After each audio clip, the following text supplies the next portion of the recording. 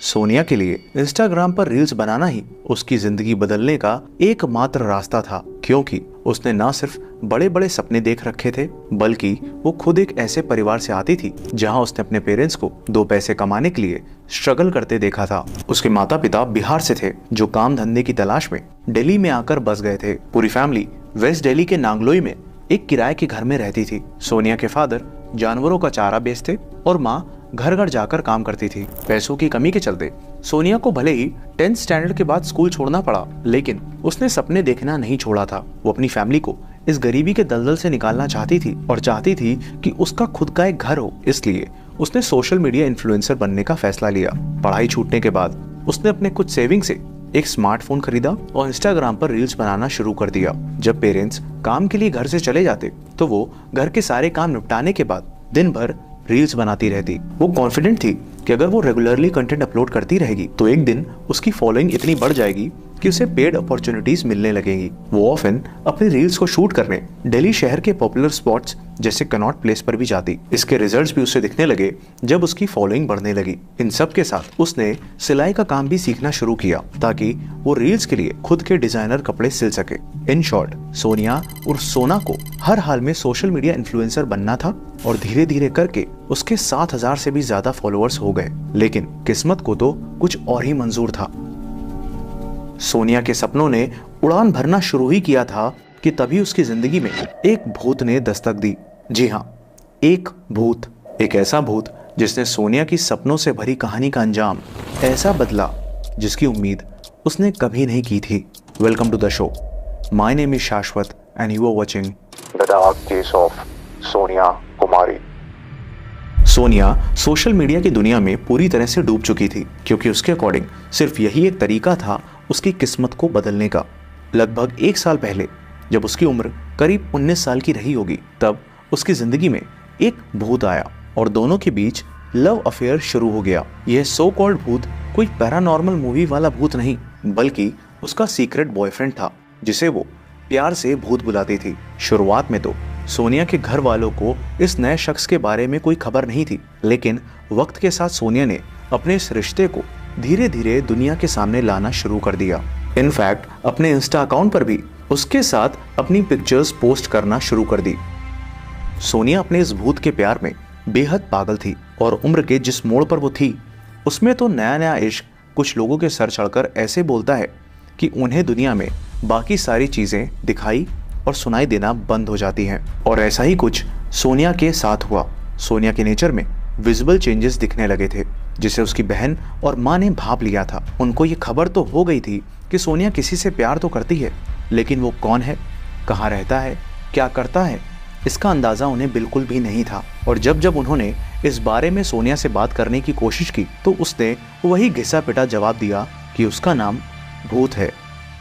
वो दिन दिन भर फोन पर बात करती, उसकी इंस्टा पोस्ट, रील, स्टोरी और फोन कांटेक्ट हर तरफ सिर्फ भूत नाम का जिक्र होता। लेकिन सोनिया के दिलो दिमाग में इस सो कॉल्ड लवर भूत का भूत सवार होना उसे एक दर्दनाक अंजाम की ओर ले जाने वाला था। अगस्त 2024, सोनिया की मां रजनी देवी ने नोटिस किया कि सोनिया ने घर से बाहर जाना अचानक से बंद कर दिया था। वरना यूं तो वो मुश्किल से ही घर में पूरा दिन टिकती थी, लेकिन अब वो फ्रीक्वेंटली बीमार भी पड़ने लगी थी। उसकी तबीयत और सिम्टम्स अनयूजुअल थे। इसलिए डाउट होने पर जब उन्होंने सोनिया का चेकअप करवाया तो रिपोर्ट ने उनके शक को यकीन में बदल दिया, क्योंकि उनकी मात्र 20 साल की बेटी सोनिया उस वक्त 5 मंथ्स प्रेग्नेंट थी। अब यहां से कहानी उस तरफ करवट लेने वाली है जिस तरफ अंजाम अच्छा नहीं है। इसलिए पहले समझते हैं सोनिया के इस लव अफेयर के बारे में और फिर हम सारे एविडेंसेस को क्लोजली इन्वेस्टिगेट करते चलेंगे। सोनिया ने 61 वीक्स यानी लगभग 15 महीने पहले ये स्टोरी लगाई थी, जिससे ये समझा जा सकता है कि लगभग इस दौरान ही उसकी मुलाकात इस लड़के से हुई थी। सोनिया ने लड़के का नाम संजू बताया था, जिसे वो प्यार से अपना भूत बुलाती थी। वो हरियाणा से बिलोंग करता था, लेकिन रेंट पर अपनी फैमिली के साथ सोनिया के घर के पास ही रहता था। लास्ट ईयर यानी 2023 की दिवाली में सोनिया ने संजू को डेडिकेट करते हुए ये रील भी पोस्ट की थी। दोनों की उम्र सिर्फ 19-20 साल की थी, लेकिन सोनिया प्यार में इस कदर पागल थी कि कुछ ही महीनों के इश्क में वो इस लड़के को अपना हस्बैंड मानने लगी थी। इनफैक्ट साल भर पहले इस इंस्टा स्टोरी में उसने उस लड़के को माई हबी लिखा था और 10 महीने पहले इस पोस्ट में भी उसने कैप्शन में माई हबी लिखते हुए ये फोटो अपलोड की थी। ये है सोनिया की लास्ट स्टोरी जो उसने इस साल अक्टूबर 2024 में अपलोड की थी, जिसमें उसने संजू को माई एवरीथिंग मेंशन किया है। अक्टूबर 2024 को सोनिया प्रेगनेंसी के 7th मंथ में एंटर कर चुकी थी। उसने अपनी फैमिली में ओपन कर दिया था कि संजू ही इस बच्चे का पिता है और वो पूरी जिंदगी संजू के साथ बिताना चाहती है, क्योंकि उसने हर तरह से उसे अपना हस्बैंड मान लिया है। वहीं संजू ने सोनिया को बता रखा था कि भले ही वो अपने माँ बाप और बड़े भाई एंड भाभी के साथ रहता है, लेकिन उन्होंने उसे बेदखल कर रखा है। डिलीवरी डेट नजदीक आ रही थी और सोनिया अपनी नई जिंदगी की शुरुआत के लिए एक्साइटेड थी। उसकी संजू से कोई शादी नहीं हुई थी, लेकिन फिर भी इस साल 20 अक्टूबर 2024 को उसने करवा चौथ का व्रत रखा था। उनकी इतनी कम उम्र की बेटी जो ना सिर्फ शादी से पहले माँ बनने वाली है, बल्कि एक शादीशुदा लड़की की तरह एक्ट कर रही है, ये सब देखते हुए वो भी मजबूर थे। इसलिए उन्होंने आखिरकार उसके इस रिलेशन को एक्सेप्ट कर लिया था। करवा चौथ पूजा के नेक्स्ट डे यानी 21 अक्टूबर 2024 की सुबह 4 बजे सोनिया अपना सारा सामान पैक कर घर से निकल गई। जाते जाते वो अपनी बहन से ये बोलकर गई कि संजू की माँ उसे कभी एक्सेप्ट नहीं करेगी, इसलिए वो संजू के साथ अलग जाकर अपना घर बसाएगी। जब सुबह 5 बजे सोनिया की माँ रजनी देवी की आंख खुली तो उन्हें पता चला कि उनकी बेटी घर छोड़कर जा चुकी है। उन्होंने उसे कॉल की तो पहले फोन स्विच ऑफ आ रहा था और फिर कुछ घंटे बाद जब फोन उठा तो दूसरी तरफ से आवाज आई कि मैं संजू बोल रहा हूँ, तुम्हारी बेटी तुम सबसे नफरत करती है और वो किसी से भी बात करना नहीं चाहती। तुम लोग उसे बार बार फोन कर परेशान करना बंद करो। सोनिया की माँ रिक्वेस्ट करती कि आखिर ये बता दो कि मेरी बेटी कहाँ है, कैसी है, लेकिन वो बात करवाने से मना कर देता। पूरा दिन उनकी सोनिया से कांटेक्ट करने की कोशिश नाकाम हो गई। उसी रात 11 बजे जब सोनिया के भाई मनीष ने उसे फिर से कॉल किया तो संजू ने फिर से वही जवाब दिया, लेकिन इस बार मनीष को बैकग्राउंड में कुछ शोर सुनाई दे रहा था, मानो संजू के साथ कुछ लोग और भी हैं। तभी मनीष के कानों में कुछ ऐसा सुनाई पड़ा जिससे उसको एक बड़ी अनहोनी का इशारा मिला। मनीष ने संजू को किसी से बोलते हुए सुना, गड्ढा और गहरा खोदो। दिल में बैठा यह डर बहुत बड़ा था, इसलिए सोनिया के सभी घर वाले नांगलोई पुलिस स्टेशन में मिसिंग कंप्लेन दर्ज कराने पहुंचे, लेकिन पुलिस ने यह कहते हुए कंप्लेन फाइल करने से मना कर दिया कि लड़का और लड़की दोनों ही बालिग हैं और आपकी बेटी अपनी मर्जी से गई है, इसलिए वो उसमें कुछ नहीं कर सकते। पुलिस से जब निराशा मिली तो उन्होंने खुद से संजू के बारे में पता करना शुरू किया और पता करते करते आखिरकार अगले दिन संजू के घर पहुंच गए। पर यहाँ उन्हें जिस सच से रूबरू होना था उसका ख्याल तो उन्हें सपने में भी नहीं था, क्योंकि सोनिया जिस संजू के साथ गई थी उसका असली नाम सलीम था। सलीम के परिवार वालों ने सोनिया के घर वालों से यह कहकर पल्ला झाड़ लिया कि उन्होंने सलीम को बेदखल कर दिया है और उनका उससे कोई लेना देना नहीं है। सारे रास्ते बंद थे, पुलिस से भी कोई मदद नहीं मिल रही थी और इस नए खुलासे ने तो उस शक को और भी गहरा कर दिया था। अगले दिन यानी 23 अक्टूबर को सोनिया के भाई मनीष के पास पश्चिम बिहार पुलिस स्टेशन से एक कॉल आती है, जिसमें एक पुलिस अफसर मनीष को बताते हैं कि उन्होंने एक लड़के को बिना नंबर प्लेट की बाइक चलाते पकड़ा है और उसके पास से कुछ डॉक्यूमेंट्स और आधार कार्ड मिले हैं। वो आधार कार्ड सोनिया और उसके फादर के थे, जिसे सोनिया अपने साथ लेकर गई थी। मनीष ने फौरन नांगलोई पुलिस स्टेशन पहुंच वहां के पुलिस अफसर को इस बारे में इन्फॉर्म किया, जिसके बाद पुलिस की एक टीम उस लड़के को पश्चिम बिहार पुलिस स्टेशन से नांगलोई पुलिस स्टेशन लेकर आ गई। पकड़ा गया लड़का कोई और नहीं बल्कि वही सलीम उर्फ संजू था।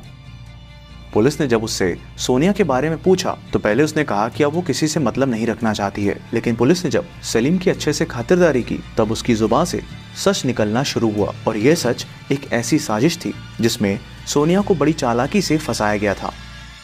21 अक्टूबर की सुबह जब सोनिया घर से सारा सामान लेकर निकली तो सलीम उर्फ संजू उसे कार से पिक करने के लिए आया था, जो उसने रेंट पर ली थी। रास्ते में उसने अपने 2 दोस्त पंकज और ऋतिक को भी पिक कर लिया और सभी रोहतक के लिए निकल पड़े। सोनिया ने सलीम से, जो उसके लिए अभी तक संजू ही था, उस पर शादी करने का दबाव डालती है, क्योंकि कई महीनों से सलीम शादी की बात पर सोनिया से थोड़ा इंतजार करने को बोल देता। गाड़ी बहादुरगढ़ से रोहतक के बीच हाईवे पर थी जब शादी को लेकर दोनों के बीच झगड़ा शुरू हो गया, क्योंकि सोनिया अपना सब कुछ छोड़ उसके साथ घर बसाने का सपना लेकर निकली थी। सलीम जानता था कि सोनिया अब शादी करने की जिद पर अड़ चुकी है, इसलिए उसने पहले से ही साजिश रच ली थी और यह सब उसके प्लान का ही हिस्सा था। सोनिया को तो पता ही नहीं था कि संजू बना ये बहरूपिया किस इरादे से उसे लेकर निकला है। झगड़े को शांत करने और सोनिया को समझाने के लिए उसने उसी दिन रास्ते में आखिरकार शादी करने का वादा किया और इसी बात का जश्न मनाने वो सभी रोहतक में पार्टी करने गए, जहां सलीम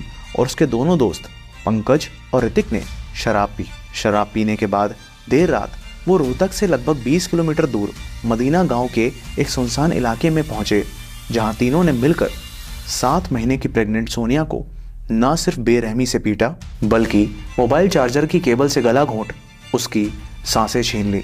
ये वही 11 बजे का वक्त था जब सोनिया के भाई मनीष ने कॉल की थी और उस वक्त सलीम अपने दोस्तों से गहरा गड्ढा खोदने को कह रहा था और उसी 4 फीट गहरे गड्ढे में सोनिया को दफन कर तीनों वापस दिल्ली आ गए ताकि किसी को शक ना हो। सोनिया ने जिसे अपनी जिंदगी भर का प्यार समझा था, जिसके बच्चे की वो माँ बनने वाली थी, वही हैवान बन उसकी जिंदगी मिटा गया।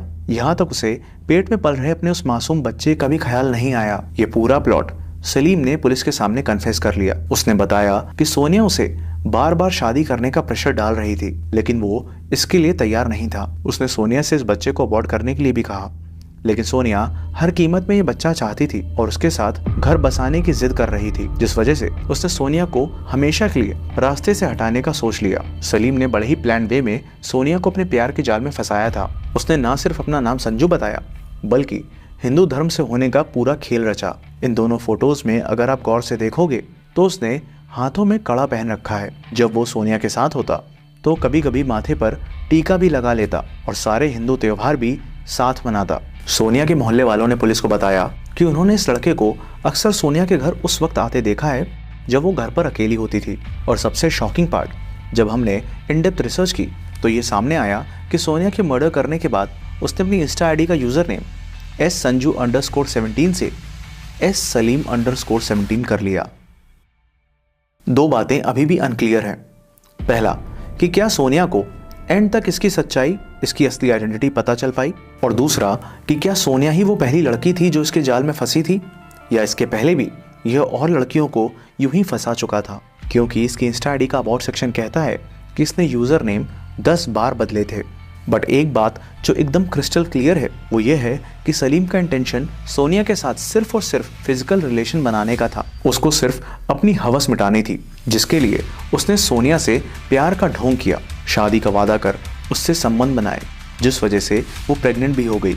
सोनिया को जिस भूत से प्यार था वो वास्तव में एक शैतान ही निकला, जिसे कभी भी उससे प्यार ही नहीं था। अनफॉर्चुनेटली काफ़ी कोशिश के बाद भी हमें बाकी 2 कल्प्रिट्स पंकज और ऋतिक की कोई पिक नहीं मिल पाई है। फिलहाल सभी मुजरिम अरेस्ट कर लिए गए हैं और सोनिया के घर वाले इस बात से हैरान हैं कि जिस सलीम के घर वाले कुछ दिन पहले तक अपने बेटे से संबंध ना होने, उसे बेदखल करने की बात कर रहे थे, आज वही सलीम को बचाने की पूरी कोशिश में लगे हैं। वो लोग मिले तो बोले कि फांसी का सजा दिलवाएंगे। अब बोले कि इसको बेदखल कर रखे, तो अब अपने लड़के को क्यों बचा रहे जाकर के थाने में। शायद सलीम ने बेदखली वाला ड्रामा इसलिए रचा ताकि सोनिया ना कभी उसके घर जा पाए और ना कभी वो उसकी असली पहचान जान सके। सोनिया आज इस दुनिया में नहीं है, लेकिन यह केस उन सभी लड़कियों के लिए एक सबक, एक सीख छोड़कर जाता है जो प्यार में आंख बंद कर अपना सब कुछ लुटाने को तैयार रहती है।